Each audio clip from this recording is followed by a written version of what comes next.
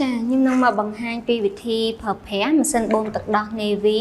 អញ្ចឹងនៅពេលដែលម៉ាម៉ាក់បើកចេញពីប្រអប់មកគឺយើងមានសម្ភារៈប៉ុណ្ណឹងអញ្ចឹងជាដំបូងម៉ាម៉ាក់ធ្វើការសាកថ្មជាមួយនឹងដុំនេះឲ្យពេញសិនចាតែពេលសាកថ្មពេញហើយចាំម៉ាម៉ាក់យកមកប្រើប្រាស់អញ្ចឹង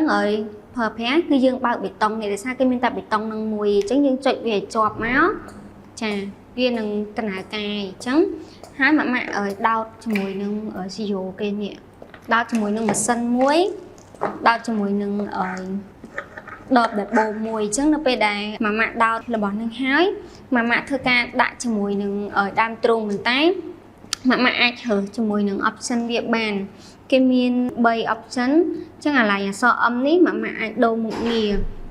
មុខងារកាញ់នេះសម្រាប់ម៉ាសាអញ្ចឹងនៅពេលដែលម៉ាម៉ាក់មុននឹងបូមម៉ាម៉ាក់ធ្វើការម៉ាសាសិនដើម្បីកុំឲ្យឈឺដើមទ្រូងម៉ាម៉ាក់អញ្ចឹងណាចានៅពេលដែលម៉ាម៉ាក់ម៉ាសាហើយបានប្រហែលជា1នាទីហើយម៉ាម៉ាក់ដូរមុខងារទៀតមក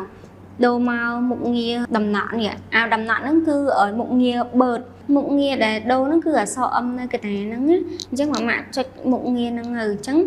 មកដំណក់នេះគឺយើងបឺតដើមទ្រូងម៉ាម៉ាក់អញ្ចឹងណាចាបឺតតំណក់វាមុខងារបឺតទឹកដោះនឹងហើយម៉ាម៉ាក់អាចតឡើងបានម៉ាម៉ាក់ចង់ឲ្យបូតឲ្យលឿនម៉ាម៉ាក់អាចបើកវាមួយមកចានេះហើយបើម៉ាម៉ាក់ចង់បូមឲ្យអស់ពីចុងសដន់ម៉ាម៉ាក់បដូរមុខងារឡើងអក្សរ M នឹងដដែលមកជាតំណក់បែបនេះអញ្ចឹងនៅពេលដែលវាលោតតំណក់បែបហ្នឹងគឺវាធ្វើការបូមទឹកដោះរបស់ម៉ាម៉ាក់ហ្នឹងអស់ពីចុងសដន់ហើយអញ្ចឹងវិធីប្រើប្រាស់គឺយើងមានតែប៉ុណ្្នឹងទេ